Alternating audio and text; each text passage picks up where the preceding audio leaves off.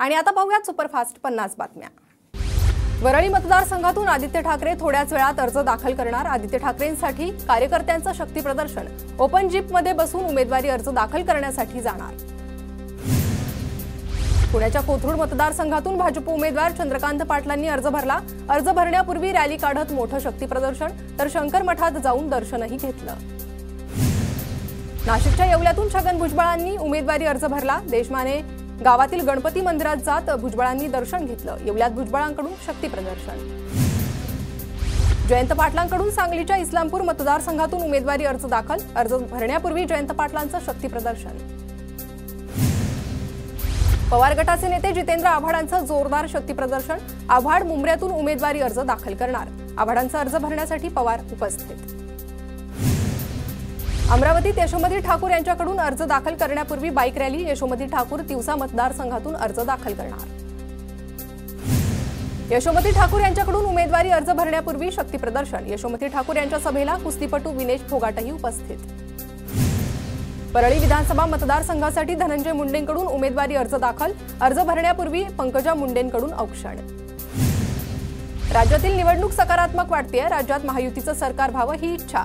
आम्ही विजयाचा गुलाल लावणार। पंकजा मुंडेंकडून विश्वास व्यक्त। इंदापूर विधानसभा मतदारसंघातून हर्षवर्धन पाटील यांचा उमेदवारी अर्ज दाखल।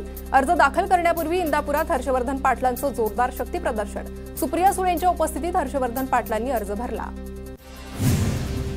शिंदे गटाचे नेते तानाजी सावंत यांच्याकडून उमेदवारी अर्ज दाखल। भूमपरंडा मतदारसंघातून अर्ज दाखल करतेवेळी भाजपचे माजी आमदार सुजितसिंह ठाकूर, अजित पवार गटाचे नवनाथ जगताप यांची उपस्थिती। शिंदे गटाचे नेते गुलाबराव पाटलांकडून जळगाव ग्रामीणमधून अर्ज दाखल। अर्ज भरण्यापूर्वी रॅली काढत गुलाबराव पाटलांचं शक्ती प्रदर्शन।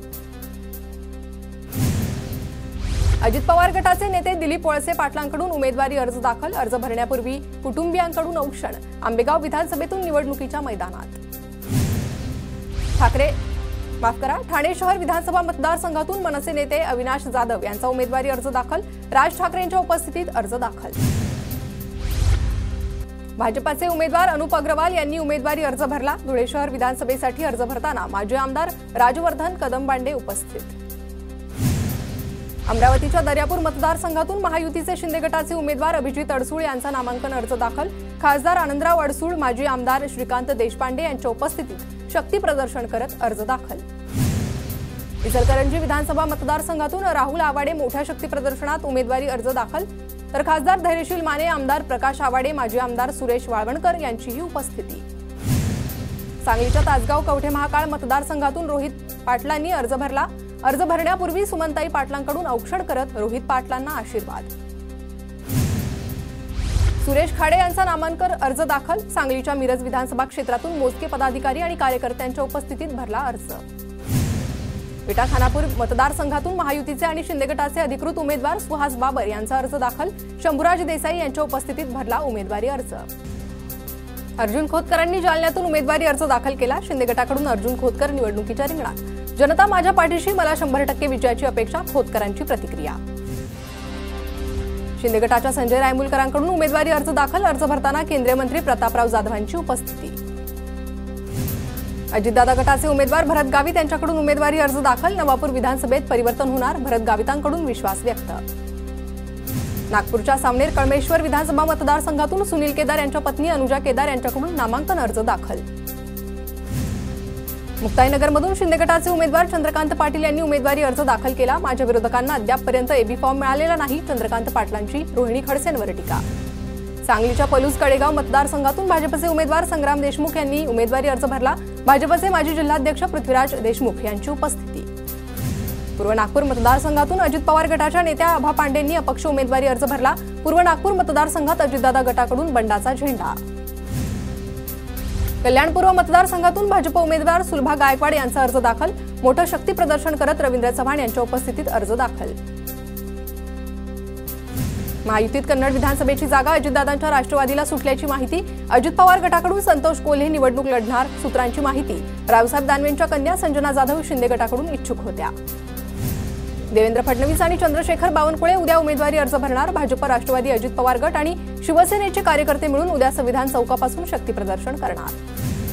महायुतीची आज दिल्लीत बैठक. पेच असलेल्या 17 ते 18 जागांवर तोडगा काढणार. जागांचा पेच सुटल्यानंतर भाजपची दुसरी यादी आज जाहीर होणार. काँग्रेस प्रदेशाध्यक्ष नाना पटोलेंना हायकमांडचा फोन. उद्या दिल्लीत होणाऱ्या सीईसीच्या बैठकीसंदर्भात फोन. पटोलेंचा उमेदवारी अर्ज भरण्यासाठी काँग्रेस नेते हजर राहणार. महाविकास आघाडी 288 जागा लढणारच. विधानसभेच्या 175 जागा जिंकणार. हीच आमची बेरीज. जागा वाटपाच्या प्रश्नावर राऊतांचं उत्तर. महाविकास आघाडीचं 270 जागांवर एकमत झालंय. प्रत्येकी 85 जागांवर एकमत, तर काही जागा मित्रपक्षांना सोडण्याचा निर्णय. काँग्रेस नेते विजय वडेट्टीवारांची माहिती. महाविकास आघाडीत काँग्रेसला 100 ते 105 जागा मिळतील. काँग्रेस विदर्भात 42 ते 43 जागा लढणार, तर 52 उमेदवारांची पहिली यादी आज येऊ शकते. वडेट्टीवारांची माहिती. महाविकास आघाडीत काही जागांचा तिढा. आमची यादी आजच पवार ठाकरेंना पाठवून चर्चा करणार. काँग्रेस प्रदेशाध्यक्ष नाना पटोलेंची माहिती. सोलापूर मध्येची जागा शिंदे गटाला सोडा, नाहीतर सोलापूर लोकसभेच्या 5 जागा भाजप विरोधात लढणार. शिंदे गटाच्या जिल्हा प्रमुखांची भाजप विरोधात भूमिका. नावात वैभव, कर्तृत्व मात्र शून्य. 10 वर्षात विधानसभेत कोणत्याही प्रश्नावर बोलले नाही. नारायण राणेंची वैभव नाईक यांच्यावर टीका. माझं कर्तृत्व जनतेनं ओळखलं म्हणून मी 10 वर्षांपासून आमदार. नारायण राणेंच्या टीकेला वैभव नाईकांचं उत्तर. विधानसभेच्या उमेदवारीसाठी सर्वजण हट्ट करू नका. आपल्याला गोरगरीब जनतेसाठी लढायचंय. मनोज जरांगेंचं इच्छुकांना आवाहन. महाविकास आघाडीत पूर्व नागपूरची जागा शरद पवारांच्या राष्ट्रवादीला सुटल्याची माहिती. पवार गटाचे शहराध्यक्ष दुनेश्वर पेठेंना एबी फॉर्म दिल्याची माहिती. आमचा देवेंद्र देव मुंबईत बसलाय, त्यामुळे जतमधून भाजपची उमेदवारी गोपीचंद पडळकरांनाच मिळणार. सदाभाऊ खोत यांच्याकडून विश्वास व्यक्त. माजी मंत्री मधुकरराव चव्हाण यांचा विधानसभेतून पत्ता कट होण्याची शक्यता. मुलगा भाजपमध्ये गेल्यानं चव्हाणांऐवजी राष्ट्रवादीचे अशोक जगदाळेंना उमेदवारी मिळण्याची शक्यता.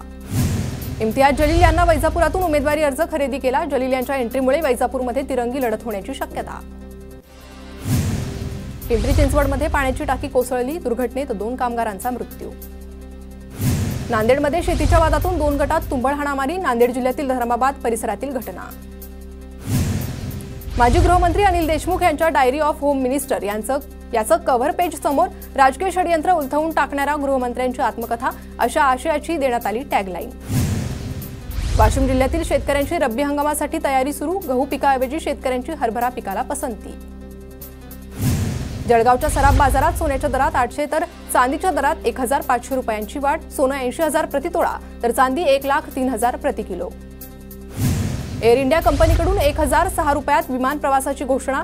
27 ऑक्टोबरपर्यंत तिकिटांचं बुकिंग करता येईल. गुवाहाटी आगरतळा, कोची बंगळुरू, चेन्नई बंगळुरू, विजयवाडा हैदराबाद प्रवासासाठी कंपनीची घोषणा.